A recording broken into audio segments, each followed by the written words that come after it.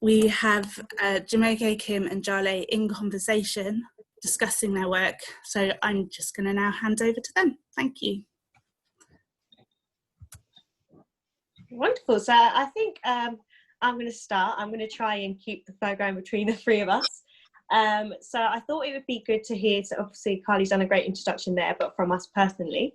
So I will start myself and then ladies can follow. So as you say, I'm Jalé Turner. Hi.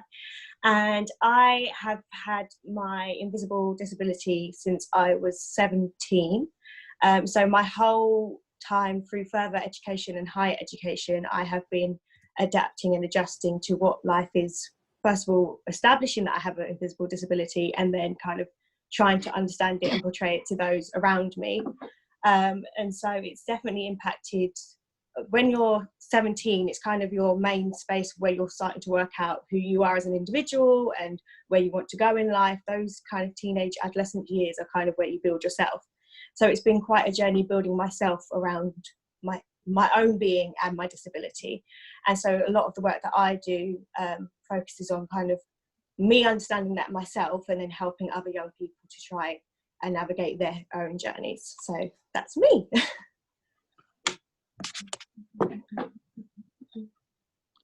Right, okay, well, I'm Jumoke, one half of the Triple Cripples. So I was born in Nigeria, where I unfortunately contracted poliomyelitis, normally known as polio. And I came to the UK, I moved to London when I was 5 years old. And for me, having had a disability for practically all of my life, there wasn't an adjustment period as such. But what I did notice when I was growing up was a lack of representation, and I wasn't really able to have the language in order to be able to discuss this lack of representation. However, when I started studying the media from secondary school onwards all the way to university, it became very clear to me how important this representation was. And just over 2 years ago now, myself and Kim had started the Triple Cripples just to try and increase and highlight the narratives of those that live lives the way that we do at these three intersections of race, gender, and ability. And we recognize the power that the media has, and we wanted to try and utilize that and start using representation as a shooting off point to make sure that the lives of those that experience life with a disability are improved worldwide by the global majority. Hi, I'm Kim. So I, unlike Jumoke, was not born with a disability. I became disabled around 25 suddenly. So somewhat like Jalé, I had to adjust. However, having it happen at 25 meant that I'd kind of created a person already, you know, like I'd discovered who I thought I was and what I thought I wanted to do and where I thought I wanted to go. And all of a sudden, here comes this disability, which at first I didn't know was going to become a disability, right? So my journey has been quite tumultuous. However, one of the things that became apparent during my journey is that it was a very isolated one. I didn't have a point of reference. I didn't have anyone that I could really talk to about it. I didn't know any other Black young women with a disability. And it was something that you couldn't really necessarily talk about openly, freely, without judgment, condescension, or yeah, hush hush in my particular community. And that kind of raised some alarm bells for me, because I thought, I mean, I know I'm special, but I can't be the only person in the world who has experienced this, right? And so on my journey to kind of trying to navigate becoming this whole new person, because that's what it is, for the most part, I found Jumoke, or Jumoke found me. She stalked me aggressively on Instagram. She'll tell you no later, that's not true. But it's through me kind of sharing my story, because I thought I don't want anyone else to go through what I'm going through. And started talking on Instagram. Someone suggested I do it. I think they were tired of me trying to explain things to them. And they were like, oh, you should talk about this on a platform. That's not me, in my ear. So Jumoke kind of got in contact via that, and we kind of discovered that we had the same idea. We understood the same thing, despite us having completely different experiences. We understood that the impact of not having representation was far reaching. It was more than just, I don't get to see myself on TV. It's, how is healthcare affected? How is education affected? How is my social life affected? How is my cultural experience of my own culture affected? Can I participate in the world socially? How am I viewed? How do I view myself? And so TC was born, and yeah, it started from there. We started on our own, in our own little world, and now it's become this larger thing that I don't think any of us foresaw. We just knew that the work needed doing, so we started doing it. But that's my my minor introduction. Amazing. So can I start, because I know you both have two very different disabilities, that the idea of disability, how did that kind of form for yourself? Was that something that you kind of from diagnosis felt you are a disabled person, or is something that kind of came about over time? I don't know about for Jumoke, but I know for me, I didn't even understand. First of all, it's not something that I was referred to as initially, as I said, because of the way things happened. They just said that you've got this thing, which I didn't believe. Denial, obviously, because the way I moved through the world before was like, nothing can happen to me. What? Broken legs? Nothing. Do you know what I mean? Those kinds of things. So when it happened, I was just like, oh, this is a mistake, because obviously I'm fine. So you guys need to, you're going to come back to me in like 6 months' time and be like, oh, sorry, made a mistake. And this is just a phase. And so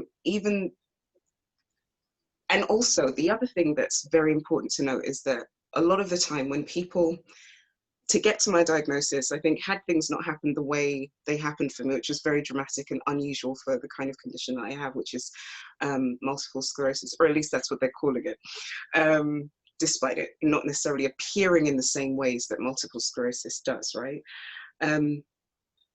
A lot of people who are in my position, who may have had something invisible going on, who are Black, who are women, would have taken a lot longer to get to diagnosis. My diagnosis came about as quickly as it did because I ended up having to have emergency surgery and all that stuff. So things got kind of boosted up. But also, despite that, the feedback I was getting from health professionals kind of negated the idea that this thing was affecting my life. When you talk to them about your pain, they're dismissive.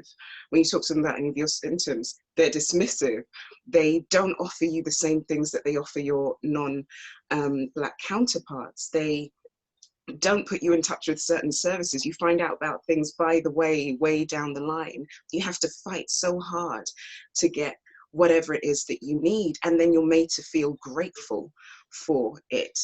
And so my denial, plus the way that the medical system and medical professionals were treating me, made me feel like everything was invalid. What I thought I was feeling must be invalid. You know, how I felt must be invalid. And I can't possibly be disabled, because to be disabled must be something way beyond what I was experiencing. And I was obviously being dramatic because no one was taking me seriously.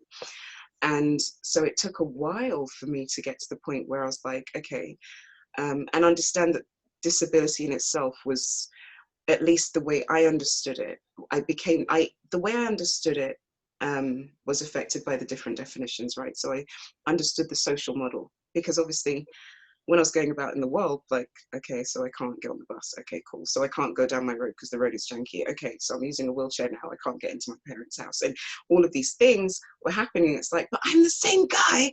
But it's just all of these barriers, like, you guys are trying to stop me from living. And so understanding it through the social model, which means that the world around you disables you, right? The systems, the structures, enabled me to kind of be like, well, yeah, I am. And then also accepting the diagnosis, I was like, well, actually, this thing does, even inside my house, hagger my life. So, this is not how I was living before. But yeah, it's a journey. And I don't think, we've met lots of people through TC who don't like to be referred to as disabled. Some of them have long-term illnesses or disabilities, and they don't like to be referred to as that. And I think it's up to the individual. I don't think that there is a hard and fast rule about how you should refer to yourself. But I like the term disabled just because you know what it is, you know what we're talking about. Structurally, it means that we can implement the things that need implementing to take care of this particular group of people. It also puts in the face something that is very uncomfortable for a lot of people to talk about, that is dismissed, that is often explained away and kind of shoved under the carpet, and it gives it a name. And when you give something a name, it gives it power in a lot of ways, and it allows you to utilize that power to do something. If it doesn't have a name, then people can continue to discriminate and treat you however they want, because, oh, but we're not treating you any differently. There's no term, there's no understanding of the thing, that there is a different experience. So I think for me, it is a very useful term.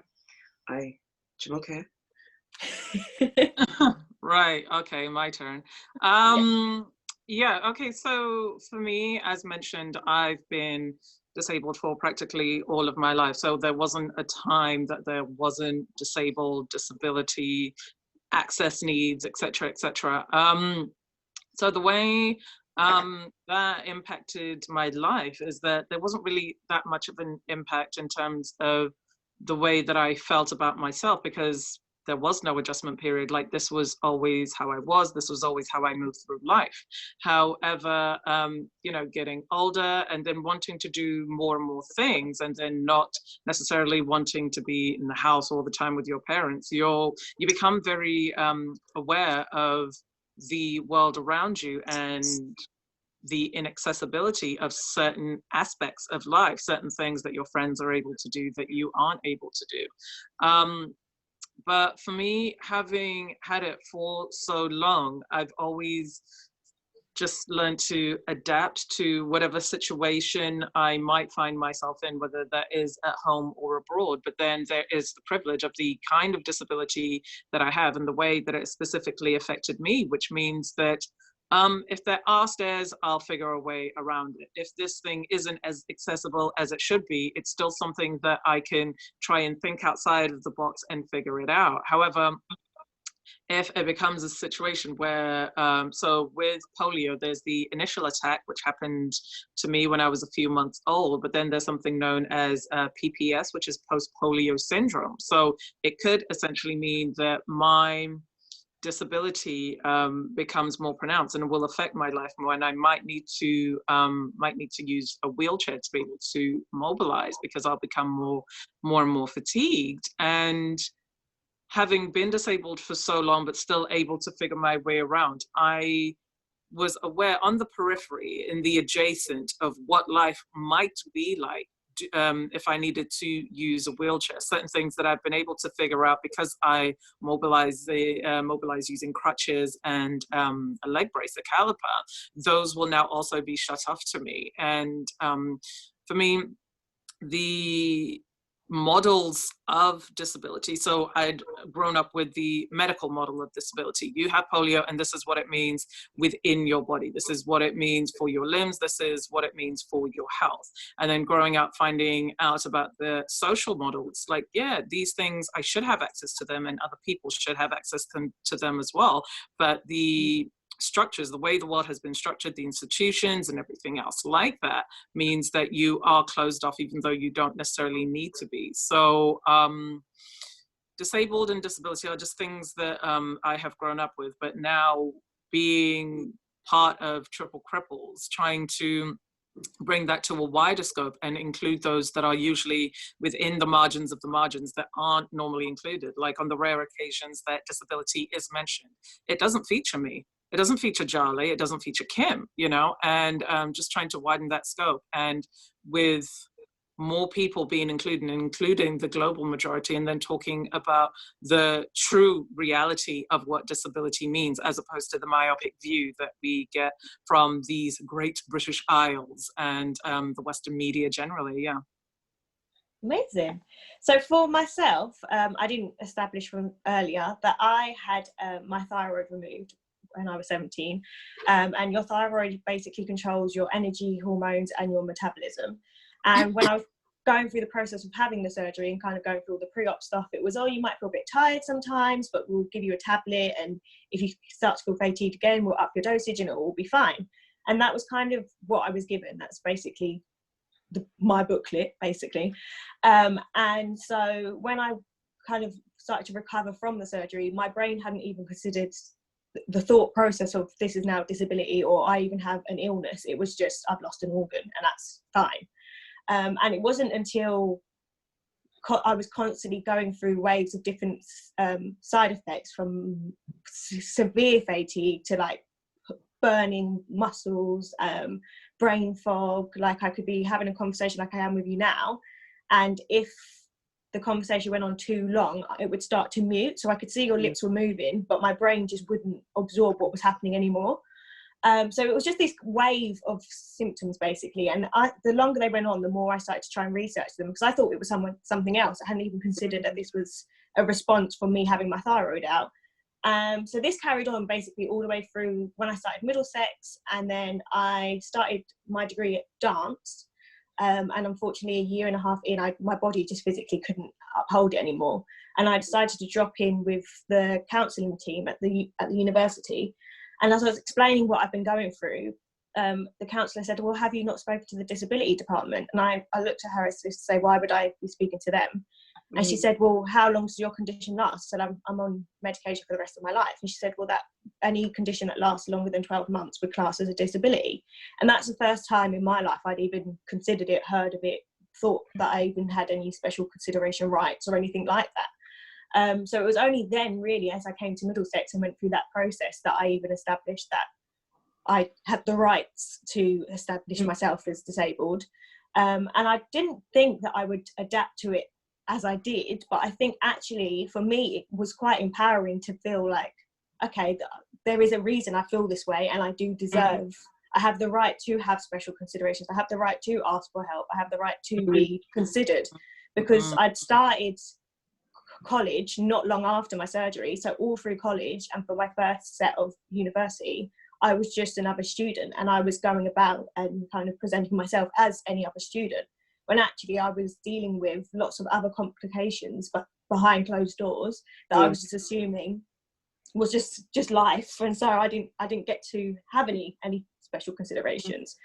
So I think the word disability, although it's portrayed in the rest of society so often as a weakness, for me has been quite empowering to say, yes, I am a disabled student, this is what I go through, and actually this is how I've overcome it. So it's not defined me, it's just become part of me, rather than being the whole thing. I'm not presented as, hi, I'm Jalé and I'm disabled, which I guess is one thing of having an invisible disability, that until I disclose it to somebody, you'll probably not know any different. But when it does come up in conversation, I don't really walk around just throwing it out there, but when it does come up in conversation, or if there is a reason for it to come up, I do feel like more of myself does come out, because I'm able to show this is what I'm about. You know, being a young disabled, invisible, with somebody with being a young person with invisible disability has been a major part of my outlook on life. I'm very persistent now. When I want to do something, I'm very determined. I'm going to get it done, that I'm going to work through these things. And I think I see life and milestones much bigger than I would have beforehand, when I was just carefree and just, like, you know, enjoying life and saying, oh, whatever, just do it. Now I pursue things a lot harder, and I have a lot more passion in whatever I take on. And so I think for me, disability has been an empowering thing, but it's been hard to enjoy that empowerment in a society that tells me that disability is basically just a burden and irritation and like just basically makes you insignificant. So I think that's where my battle has been, that I find it quite empowering, but I have to then hold that confidence to kind of justify myself when I'm out in the world saying I'm disabled.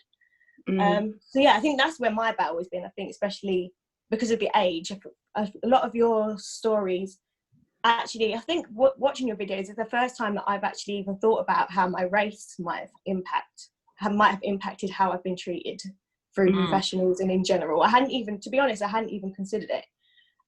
For me, I always just thought it was my age, and I'd never even put into play my race. So that's definitely been one of the things that I've kind of looked at differently since getting to explore your videos. And speaking of your videos, which is what I want to go on to next, I have quite a few topics that you have both discussed that I was just like, that is just everything that I go on in my head all the time.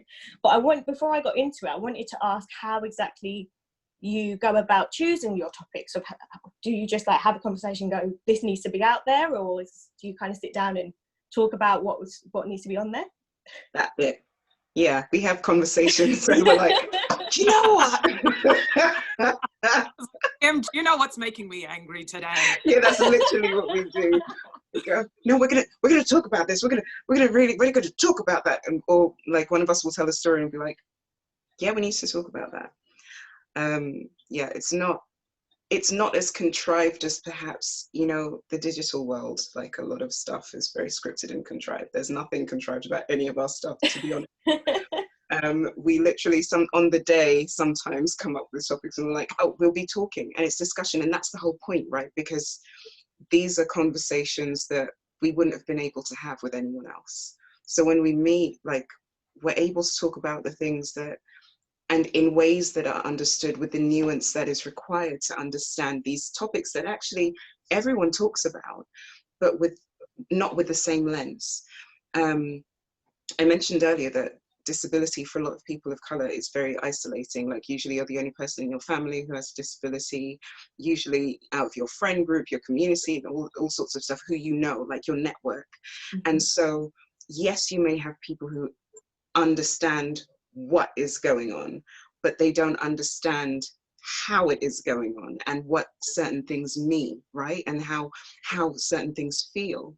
And so having someone else that is having a similar experience can help to illuminate areas that there have been darkness or clouds in your mind, where you've just been talking to yourself in your mind, or like you were saying, like you've been going through things and you haven't ever considered race, never.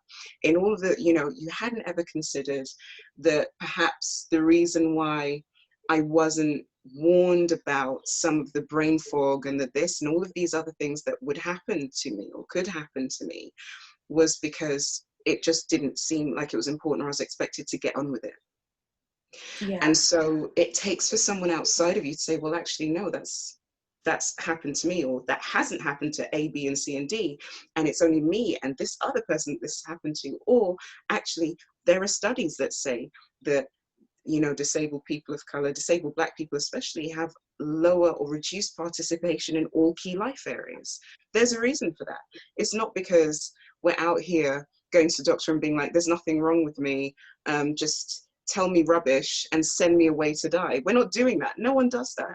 So we have to be able to look at structures, right? And the only way you can do that is if you're presented with information and having someone to bounce off of, having someone to say, yeah, I know what it's like when, you know, you want to go on a date and you're really fatigued and, you know, you have to cancel it, and they think that you're just flaking on them, but they don't understand that actually someone else will, yeah, I know, it's terrible. How do you deal with it? How do I deal with it? And then you can talk about things, you know, or the feelings that emerge from that wouldn't necessarily be understood by someone who doesn't have a similar experience.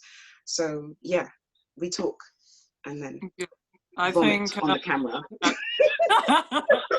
Yeah, I think following on from what Kim said, at the risk of tooting our own horn, but I think what makes us so special is the fact that sometimes we'll be unraveling and unpiecing and like just working through things like while we're actually having the conversation on screen. It's just kind of like, actually, yeah, this is not on because of X, Y, and Z. And when somebody says certain things or doesn't say certain things or does certain things or doesn't do certain things is it's like they understand the way that that feels. So an example will be like in terms of like dating, so either dating online or offline. So with both of us being like visibly disabled women, you don't want, you know, straight out of the gate, the very first thing that somebody else is like, oh, what happened to your leg?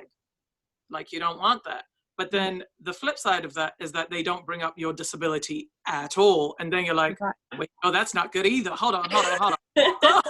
Yeah. And then, you know, having somebody to talk to about that kind of gets is like, yeah, I've had the exact same thing, or no, I haven't had that, but you know, something similar to that has happened to me. And just having somebody that you can bounce something off of and somebody that gets it is definitely helpful, because it makes you feel less alone, you know. And it's just kind of like, I knew this was a thing, like even if you didn't have the language for it or whatever, like the feelings, the emotions are still there. And then somebody that can relate, like when you're trying to describe something and you're just like clicking your fingers, like trying to think up of words, like, don't even worry, I got you. And that's a really powerful thing. Yeah, of course. You've actually already picked up on what the first topic was going to be. It was actually about your dating experiences. So that was my favourite video. We love it. And I did use it in my presentation because it was my favourite video. It gave me the chuckles and a half.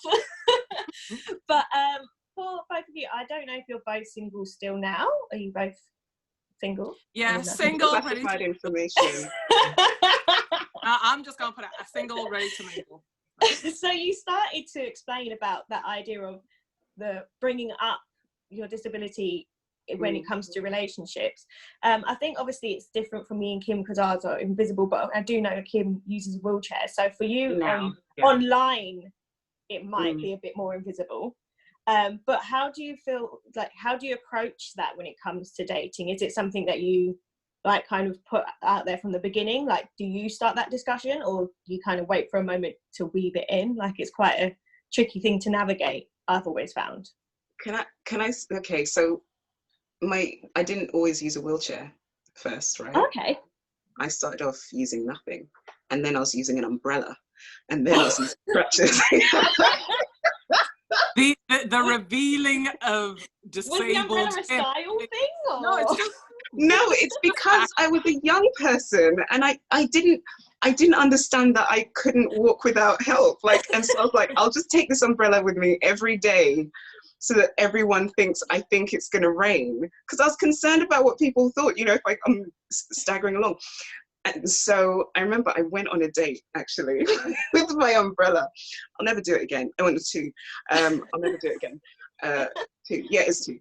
But for each of those, obviously, in the picture that I had on my profile, first of all, this is back in the day, Kim. So you can say back in the day a little bit, but don't worry about that. So I had my pictures there. I didn't know how to bring it up, because at the same time, like, it's like you want someone to interact with you because of you, right? And I knew, even without encountering anyone who had anything like what I had, I knew immediately that was going to be a big barrier for a lot of people. Because the minute you give something a name, it gives it power, and suddenly it becomes something in the room, right? Whereas if I didn't say anything, in my mind, if I didn't say anything, and I was a bit tired sometimes, or I turned up with my umbrella because it might rain, it's England, lucky me, I could still have an experience that would be fun, enjoyable, or someone where I could get to know someone. So it's 3 dates. Sorry to all those people. But wow, it went from 1 to 2. I know. And then I just remembered one of them. But the problem with not saying it was that it was on my mind throughout the entire conversation, throughout the entire dates, throughout everything.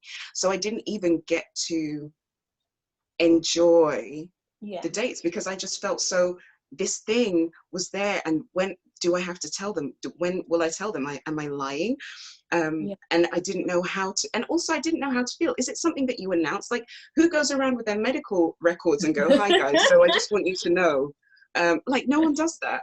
And so in a way, for me, like, broaching it was such a weird thing. Obviously, when it turned into crutches, man was playing it off like it was a broken leg, because people assumed. Kim the People skier. assumed. So I had a few pictures on my profile. So regular pictures of me from before, and then a picture, one of them with me looking amazing, by the way, in crutches, sure. looking multi gangster. But because of it, and I was in like wedges, because obviously if you've broken a leg, you won't be in wedge heels. They were like 5 inches, but people were like, oh, you've broken your leg. Is that what happened? And I was like, I'll take it. That's way better than telling someone you have MS, right?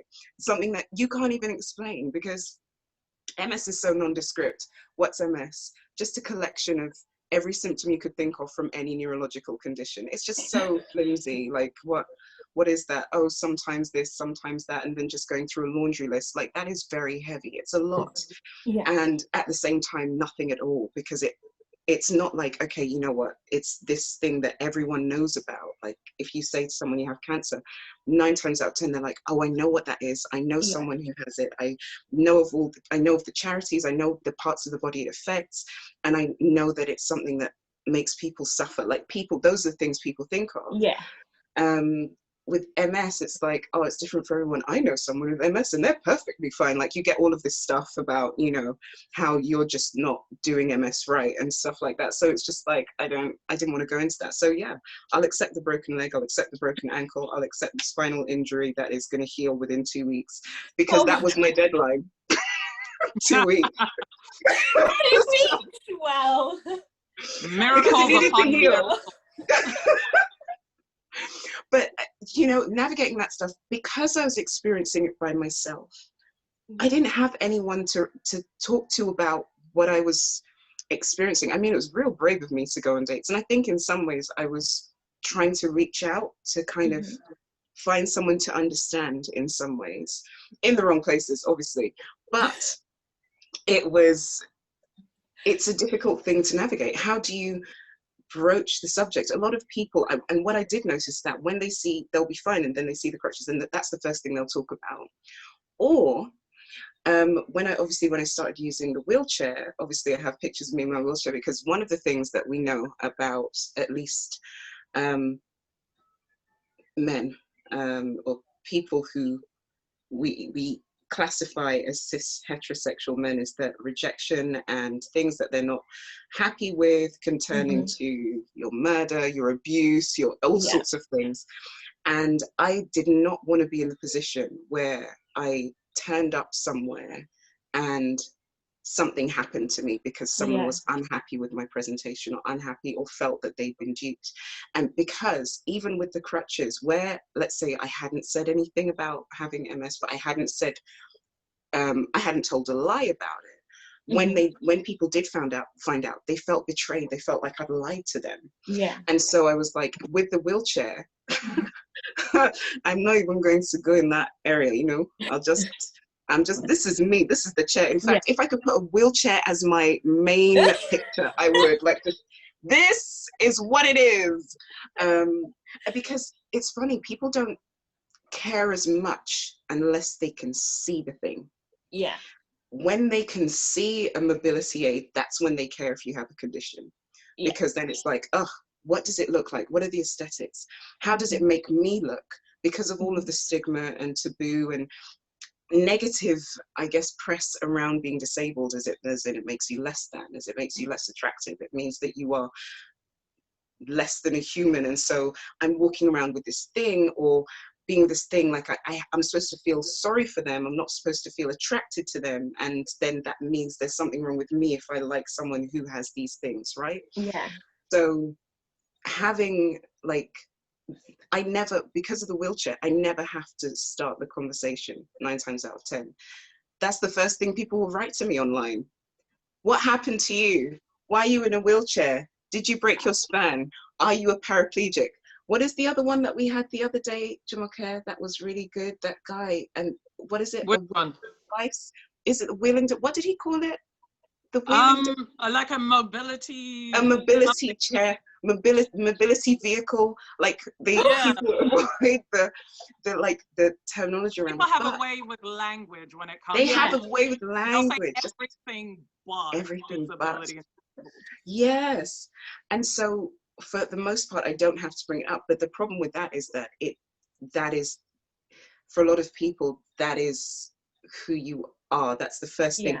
They might see your face, but the most important thing to them is like, okay, wow, she's got breasts and she's black and she's curved. She's in a wheelchair. What's that? Let me ask her what that is. Do you know what I mean? That's the first thing that happens to a lot of people. It's very rare that people don't ask me. And when they don't, because I'm so used to even people in the street stopping me to be like, oh, what happened to you? Like without saying hello or anything, because I'm so used to that. When people don't ask me within the first 3 questions in online spaces, I'm always like, are they a serial killer? Is this what's going on? They're collecting body parts? Is that like, just because for me, it's not normal. It's like, oh, they're lulling me into a false sense of security before they murder me in my house. Are they stalking me? Who's outside? Like, it's literally because I'm so used to being, and it is a violation in some ways. As I said, we don't go around with our medical history written on a placard and give that to people before they interact with us. We often expect to have conversation, expect to interact with people, and you're not afforded that that level of humanity. I think when you have physically invisible disabilities, people don't have the same level of politeness or etiquette when they're dealing with you. You don't have the same human needs of needing someone to be polite or needing someone to establish trust before they delve into what could be sore spots for you, because how could you have any sore spots? You should just be grateful that I'm talking to you and interacting with you, right? Because you must have no one to talk to. That's why you're here online. And I am the gracious knight providing you with this mediocre conversation, which you should eat up, you know. And it's a difficult thing, right? I don't know that I would bring it up myself. Even now, like if someone wanted to, and it's purely because, and it's different reasons from before, right? The reason is because I know that's all you're thinking about. And unless you have the wherewithal to understand that I'm as human as you and deserve the same level of careful consideration that you expect to be interacted with, then we don't need to interact. If the first thing you ask me is that, we don't need to interact. If you never ask me about it, questionable, we might not need to interact.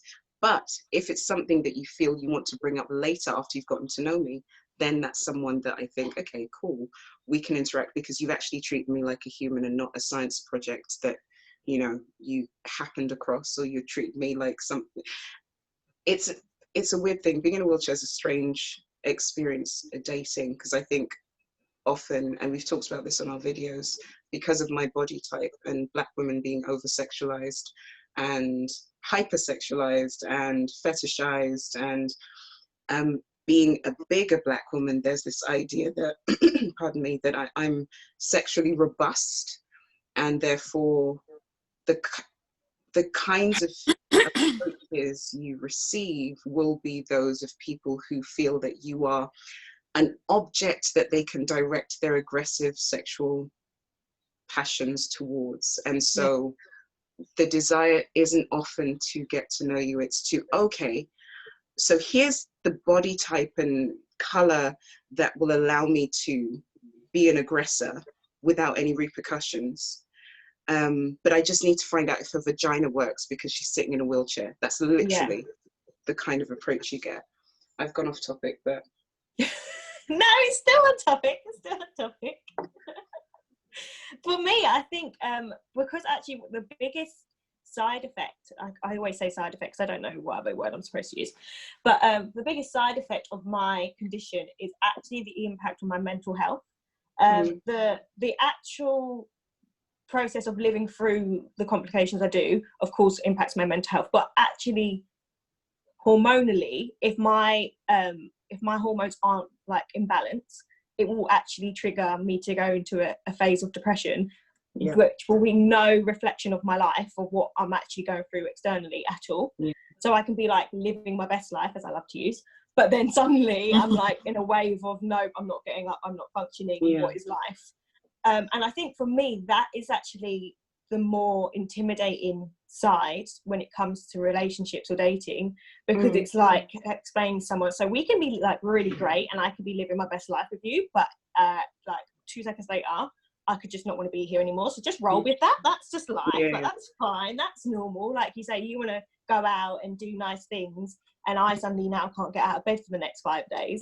You're meant to just be cool with that, because I look completely normal, and I should function like a great young person and want to go out every night and live my best life.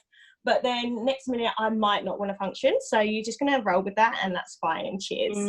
So I think that's where my battle is, because there's not really any way for me, especially when I was online dating, there's no way for me to present my condition at all. Like I can literally, I don't know, do I just point to my head like, mornings, like some little tags? I don't know what I would have I don't know what I would have done to present that without talking about it. And then it got to, like you say, Kim, it got to the point of, well, when do I bring this up? That when if I don't say it, and then they start, you know, to feel a certain way about me, and we look like we're clicking, and then I just throw in, oh yeah, by the way, this happens.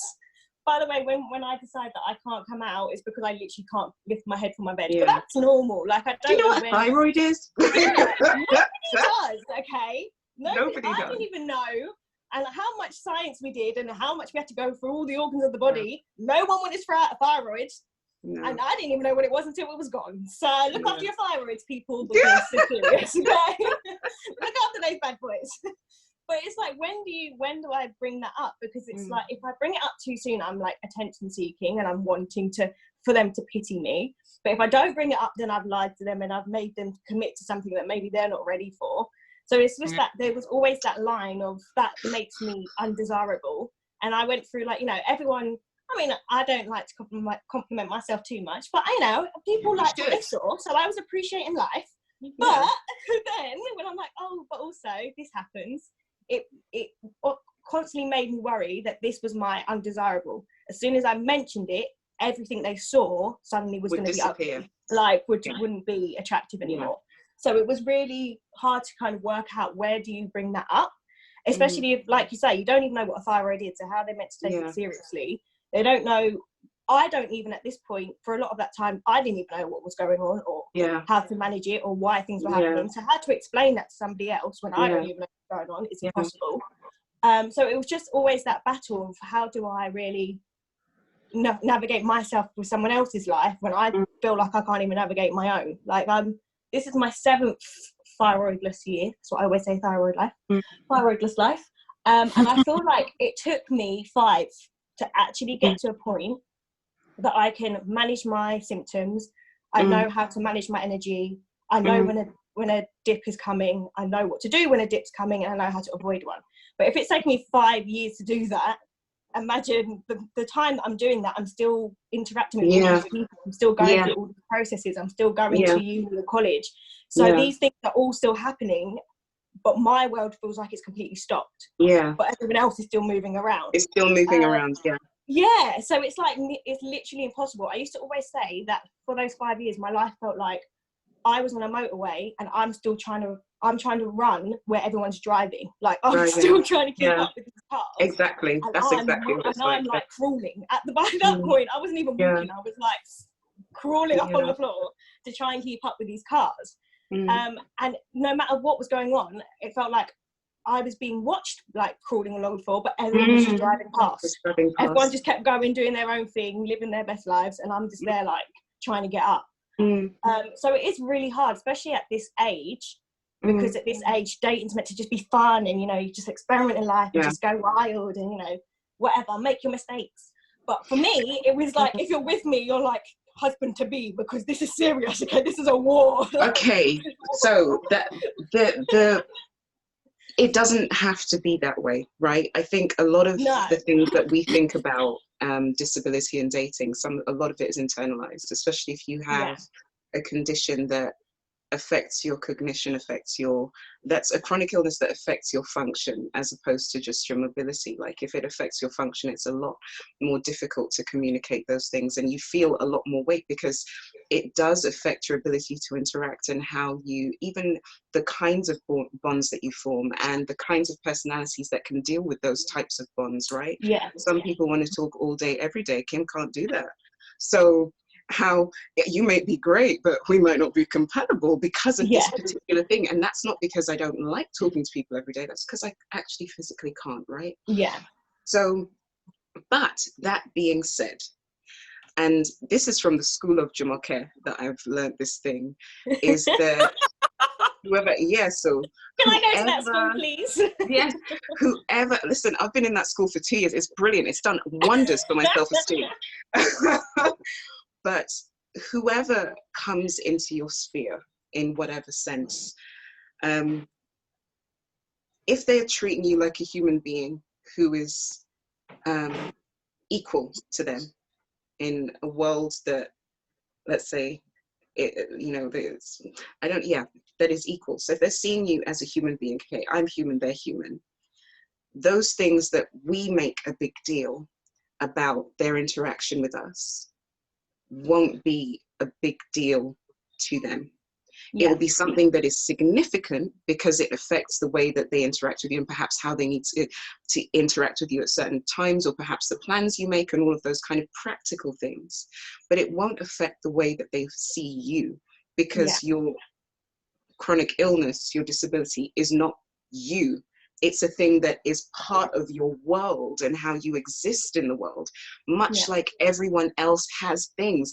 I think sometimes what people do, and what we do as well with internalized ableism, is make disability this flaw that is the only, that is the flaw, and that it is a flaw, right? Yeah. Whereas actually, someone being rude as heck is a flaw. Someone not bathing is a flaw. Like, there are lots of things, and I don't mean like, oh, not bathing sometimes. I mean not bathing every day, coming to the date and you stink. Like, there are lots, and yes, there are conditions where people can't, like, for example, wear deodorant, all of that kind of stuff. No, I'm talking about where you've consciously decided you're not going to bathe before you come to meet me. That is a flaw, okay? Like, there are lots of different things that people have. There are character traits, like people lie, people steal, people cheat, like those things that we think somehow that having a disability isn't a flaw. It's not a character flaw.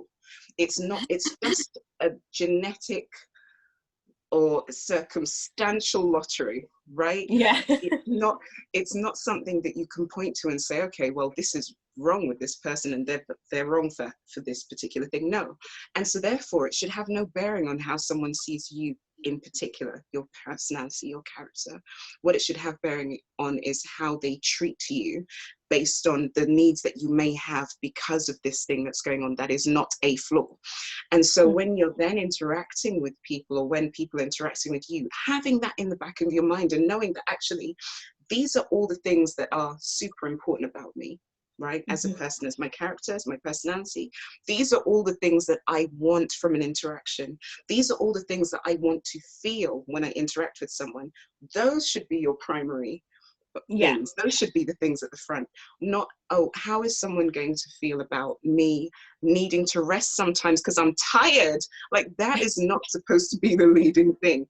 And if that is, then that person hasn't made you feel like a person, they haven't made you feel comfortable enough to just be and understand that, or comfortable enough to be and be able to say, hi, I'm not feeling so good today.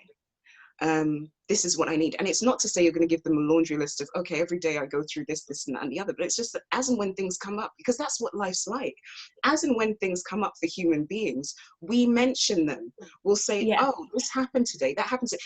Very rarely do you encounter someone on the street and they go, today I wasn't feeling bad because my grandmother, blah, blah, blah, blah, blah. And when I was a child, da, da, da, da, da. Like, that's not what happens. Like, as we get to know people, we discover them, we embrace the different parts of them, the different facets of them. And it's the same with having any kind of condition. And so, yeah, you put your needs and your desires and your wants and your loves are supposed to be at the center, because that's where everyone else is feeding from, right? And so you set the standard and let them meet you where you are. And if they're not meeting you, bye-bye, next. Like, that's literally, and that is definitely from the school of Jumoke. Definitely. That's I need to sign up for that school ASAP. Let me, anybody out there, if you want to enroll in the school, let me know. Just have a little comment. I give tuition. I will say what you guys have brought up in terms of, because my disability, it affects the physical, so my physical body, and having been disabled a lot longer than both of you, because it didn't happen later in life. For a while, in terms of the dating world, dating experience, I didn't. Part of that was because of my disability, but the other part of that was also my upbringing, coming from traditional, like, Nigerian Yoruba home. But when I did start dating, it always felt a little bit awkward, just because this is where the representation comes in again. I love TV. I love watching films. I love all sorts of media. I'm always consuming it. But whenever I would watch anything, see an advert anywhere, the person being pursued, the person that's being approached in the music videos, the girl that you want to get at the end of the film, the main love interest in the TV show, she never resembled me. She never lived life the way that I did. So anytime somebody, I distinctly remember an incident in my first year in university, could have handled it a little bit better, let's just say that. But I was just surprised that they were interested in me. Now, that's not to say that I didn't think I was beautiful. I've always thought that I was beautiful. Another lesson from the Jumoke School of Life. But that was never it. But I was just confused as to why they would want me, Jumoke, the disabled girl. I was just, it freaked me out. And like physiology, crazy little mom. Anyway, I just started, my hands started sweating immediately. I was just like, It was just like a fear response. I was like, what's going on? What's going on? I need to get out of this. I need to get out of this. Like, what words and what particular sentence structure and what particular sentence format can I use to try and get out of this situation? Which was very interesting, because I did want a boyfriend. I did want that great love, that great romance. But then when it potentially presented itself to me, I freaked out and I backed away. But for me, having had a visible physical disability for all of my life, essentially, there was no avoiding that. There was no way to try and skirt around the issue, skate around the issue. Like, I will show up with the crutches. Like, you'll hear me before you see me. So I know it's very yeah, in terms of dating, though, because of the great foundation that my parents gave me growing up, I won't put up with nonsense. I really won't. Like, I'll dip out immediately. So even in conversation, it doesn't have to even get to meeting. Yeah, I mean, like, one sentence, done. No, but like, for me, people will approach you and treat you the way that you allow. Now, this isn't to say that it's your fault that they're doing this, but we have to make sure that we are building one another up, and this is within the family and outside of the family, with a structure where it's like, do you know what, the way that this person is talking to me, whether romantically, platonically, or just some random person off the street, I do not like this, and you do not have to put up with it. And it shouldn't be because of a disability that somebody else thinks is a flaw, or maybe you think is a flaw, because internalized ableism is a thing that we all do have to try and wrangle with. But it's just kind of like, I would never speak to somebody like this, so I shouldn't in turn allow somebody to speak to me in such a manner. Like, you can dip out, you can just say Jumoke has left the chat, because we're not putting up with this. 2020 to 20 forever. That is absolutely, like, I hope that advice is taken on, because I wish that's how I'd seen the world and seen myself in those situations a good few years ago. Luckily I do now, so it's all good. I'm living my best life now, it's all great. But yeah, that was definitely a big journey, a big part of the journey. I'm going through the topics, keeping an eye on the time as well. But one of the things I always think about majorly is traveling around London. Like, I don't understand how you both manage it. Like, when I think about it, my only issue for me traveling is that there are times that I really do need to sit down, and having an invisible disability and being this young, and when I like to make myself up and look cute, that's not the criteria for somebody to give you their that's really seat. not. It's really, really not. And I've had that badge that the TFL were doing for Does it 2 work? years, and I've not pulled it out once. I've been so traumatized by the experiences that I've seen people with visible disabilities go through, that I've literally had too much anxiety to even use it once. And my journey to and from uni was 2 hours each way. So when I've gone into uni either stupid o'clock in the morning or late at night, and I've now got 2 hours to go home, I need that seat, and I will still stand there and avoid using it, because one, people don't look up from their phones anyways, so who's even seen you wear the badge? And two, if they do, they're just going to quickly look back down at their phone to pretend they didn't see the badge.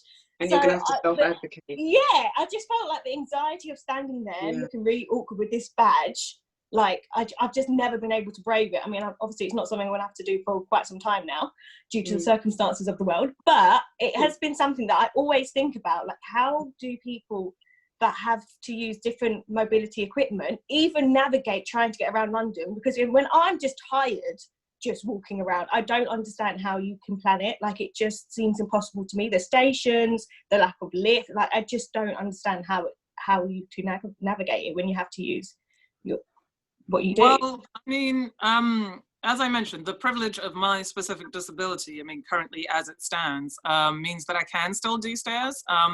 It's not advisable, and it does take me a little bit longer, but I can still do it. But with the way that I've been brought up with my disability, it's kind of a just get on with it kind of thing, which unfortunately puts the onus upon the person that has the disability to figure things out.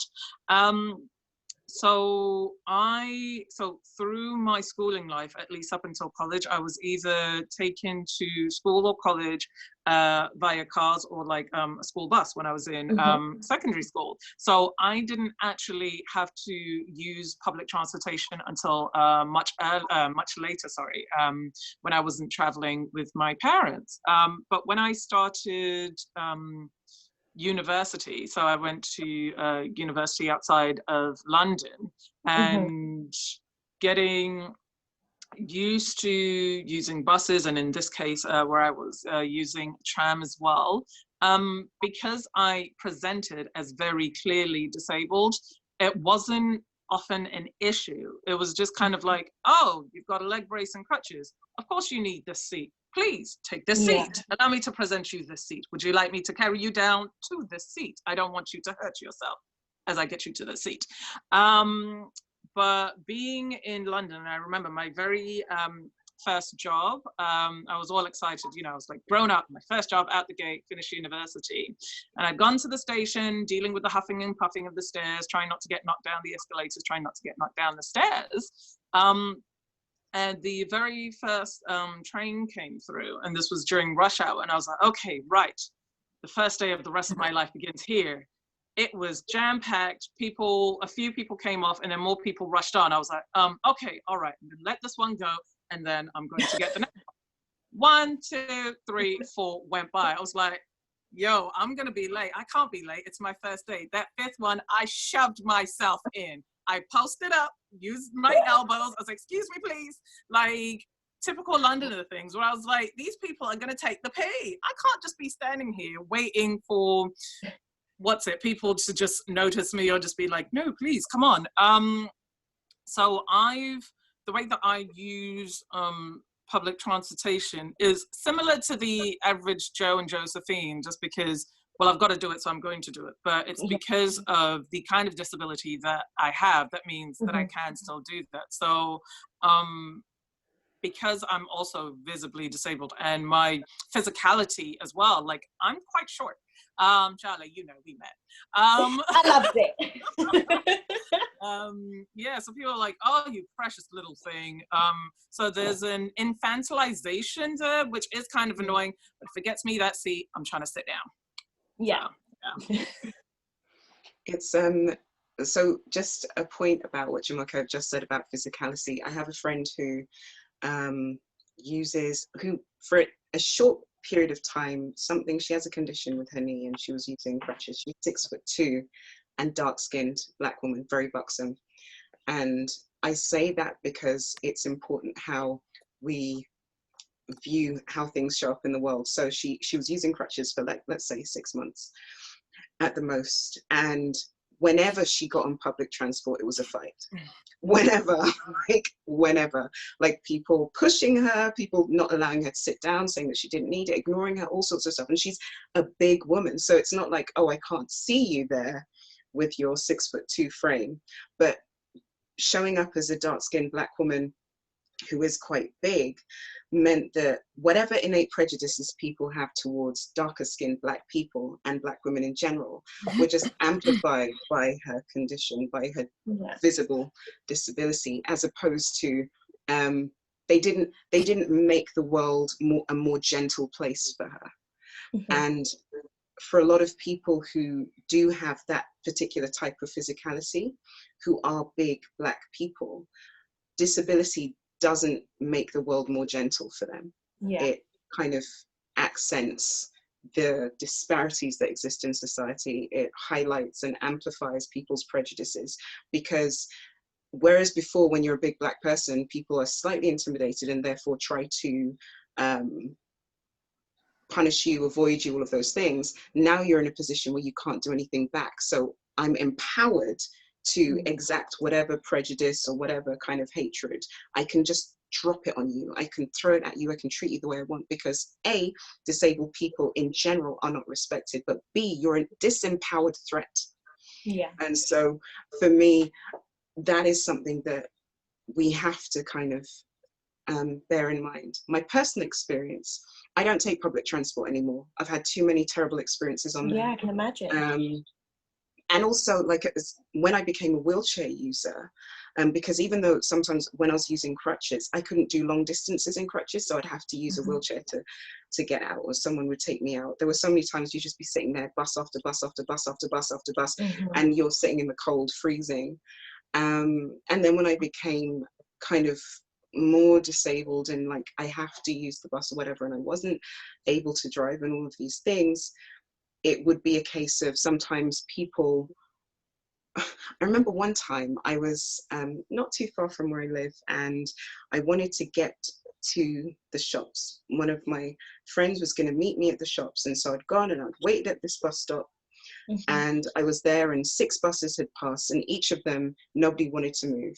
This last one came and there were 2 buggies in the place. Now, I never go, oh my gosh, why don't people fold up their buggies and move them? Because I think, first of all, we shouldn't be fighting for space. That's a ridiculous thing. Like, it shouldn't be a competition of kind of who has the most needs. It should be, there should be space for everyone, right? But in this particular instance, the bus stopped and the driver asked one of the people who had an older child to please fold up their wheelchair. They wouldn't do it. What they did, because he had the back doors open, was start hurling abuse at me because, you know, I'm an adult, I'm just disabled and fat, and they've got a child and all of this kind of stuff. And there was a Black woman are amazing. There was a Black woman who had her fairly newborn baby in her pushchair over there. She turned and she started taking up for me, and she got her she started fighting on my behalf, now to the point where she then was like, no, she should be able to get on, and took her pushchair with her newborn off the bus entirely to try and allow me to get on, to the point where the bus driver had to turn off the engine and all sorts of stuff. Everyone's looking down from the top, everyone's looking at me from inside, and now I'm the person who made 2 people with babies get off the bus because of my disabled Black fat ass. Do you know what I mean? That kind of, and so in some ways, like I remember internalizing all of the things that the man was saying, it was a father, the mother was sitting down somewhere, and the man was just there, and as he was getting off was hurling insults at me, and the black woman was ready to fight him, but she was holding her newborn, you know. And I just remember and the bus driver put down the ramp, but I didn't get on the bus because how can I get on that bus? Yeah. Do you know what I mean? That whole journey, everyone's just going to be like, yeah. And people already stare at you, and you don't know what people are thinking, and no one took up for me other than that black woman. Like, it's not like everyone saw this guy abusing this innocent woman on the side of the road who they don't know had been waiting for 6 buses each passing, some with space. Some drivers just didn't want to put down the ramp because it's too much work to align it on the pavement, right? And I wasn't going to get on the bus. It's happened a few times where I've been on the bus and someone's just decided to start hurling insults at me, usually white people, which is weird. Well, I mean, it's not weird, but it's weird. Yeah, it's not weird, but it's weird at the same time. It's weird because I just feel like it should be provoked, and it's never provoked. Like, I was sitting there on my way home from the gym with my friend. I was like, yes, gym life, whoop whoop. And this white man just started, I heard someone talking. I was looking down. I heard someone shouting, but it started off as a talking thing, but I wasn't paying attention. I was tired. I just pretended to work out at the gym. Please allow me. So I literally was going for clout. Anyway, so I could say that I went, oh yeah, you know, I'm a trainer, I'm a disabled trainer, you know, so I go to the gym, you know, train out people, you know, because I qualified, you know, I qualified in 2016, you know. So anyway, so I'm hearing this talking, and I don't look up because people talk all the time. And also I'd gotten used to looking down on the bus because people stare at me so much, right? So I zone out completely, because if I'm aware of how much people are staring, the level of insecurity, the level of shame, embarrassment for things that I don't even know I'm ashamed or embarrassed, but the fact that people are staring at you so directly and sometimes frowning and looking you up and down, like, that is a lot to deal with. And so I heard it, and it got louder and louder and closer, and before I knew it, I could see someone standing over me. I just thought the bus was full. I didn't realize that this guy was standing on top of me, shouting how I shouldn't be here in this country, and how, like, I'm just taking up space that regular people should be here, and like I shouldn't be here, and all of this kind of stuff, and effing and blinding. This bus was full. No one said anything. No one tried to stop him. No one intervened, even the person I was with. And so for me, like, experiences like that meant that, first of all, if you can't get on the bus when you need to get on the bus, like, and you end up being 3 hours late for something, there's no point. No train stations around me are accessible, and most train stations you can get from maybe King's Cross to, I don't know, Tottenham Hale, but then if you wanted to go to Oxford Street, how you're gonna have to get off the train and then get a bus. Like, what is this? You can't, they're not accessible to me. So I was like, I don't feel safe taking public transport, and B, you know, it's inaccessible, but also the direction. So the kind of condition I have, it's neurological, right? So it affects lots of different systems in the body. The direction that they try and make you travel, AKA backwards, on a bumpy bus in a wheelchair, just gives me extreme nausea and all sorts of things, brain fog, all sorts of stuff. And when I try to explain to them, look, it's actually, for me, because also when you're traveling backwards, like, you're slipping forwards. I'm like, for me, it's actually safer for me to turn to my side, because I'm not going to tip over. And I've had a bus driver kick me off a bus because I tried to tell him, look, I can't, if I throw up today, like, I don't have anyone to come and, like, wheel me home. So please, can we I need to get from just this one bus stop to the next one. Refused. And turned off the engine, and everyone was just like, get off the bus. When that engine goes off, everyone's already it's game over. So he started shouting at me first about regulations, and then, like, made me get off the bus or whatever. Because at that point I was tired. I was just like, first of all, I have to deal with all of this abuse all the time. And now you're telling me that not only do I have to go through abuse in this janky, dirty ass bus, now I also have to actively try and make myself ill by traveling in the opposite direction. Get out of here. I know better about my disability and condition than you guys do. You guys have made this, but you haven't actually considered a broad range of conditions. You're telling me what I need to do for my safety, but what you're telling me to do is unsafe for me. You can't tell me. Anyway, so I was just, at that point I was angry, but I knew that I couldn't take public transport anymore, because it just, and I can't imagine, there were some points where I was a bit more independent wheeling, but if you aren't, that ramp that they put down is slippery. Like, you can't, it's thin, it's slippery, like all it takes, and especially my wheelchair's a bit wider than usual. Like, I don't know if anyone knows, but I'm 6'1", son. So like, you may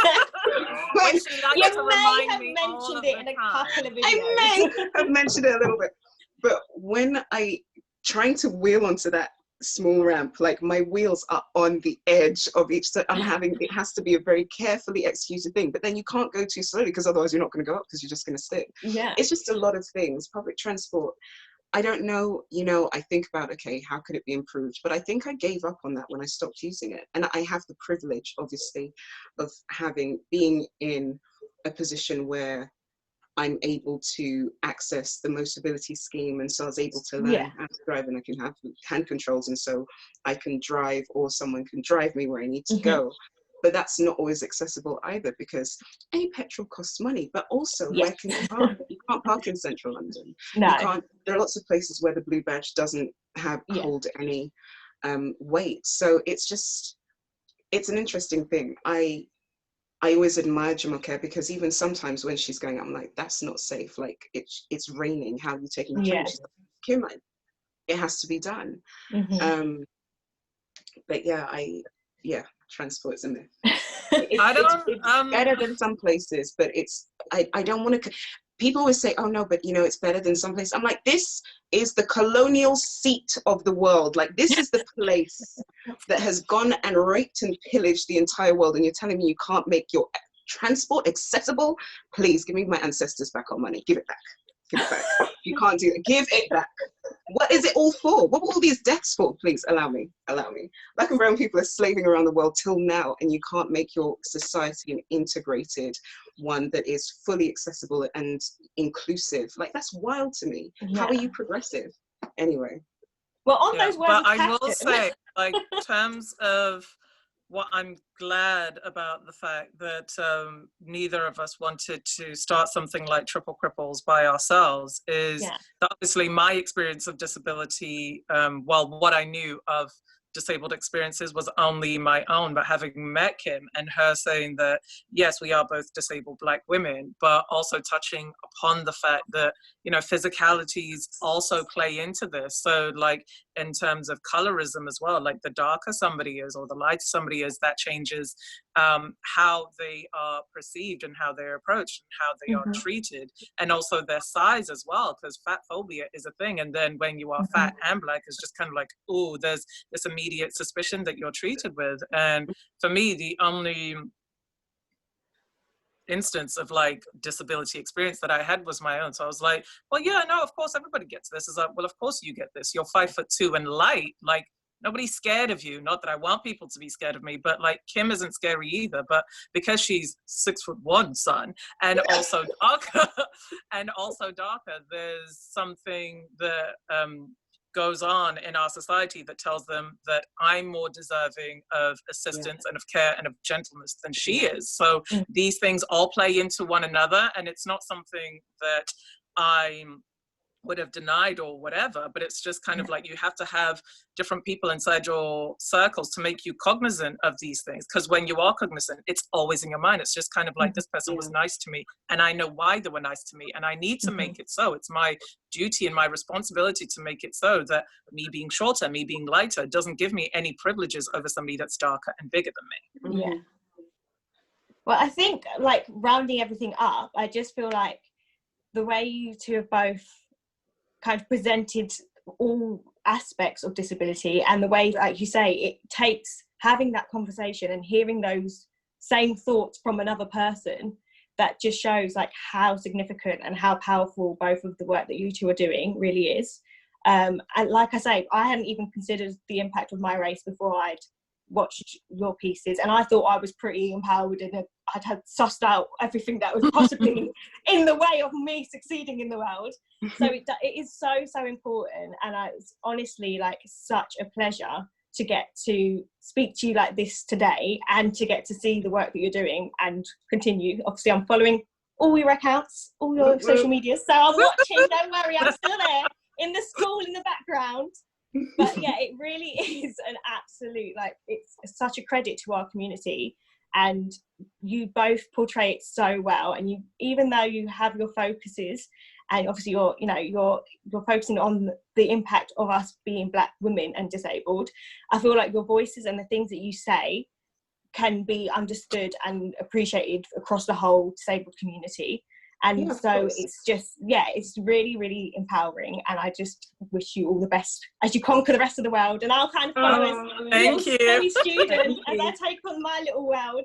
I think one of the things that we always say is that if you're making sure that the most vulnerable people in your society are catered for, then everyone is automatically looked after. If you're looking after disabled, femme, non-binary, Black people, you are automatically looking after everyone else, because that's an intersection within an intersection within an intersection. It's a margin within a margin within a margin within a margin.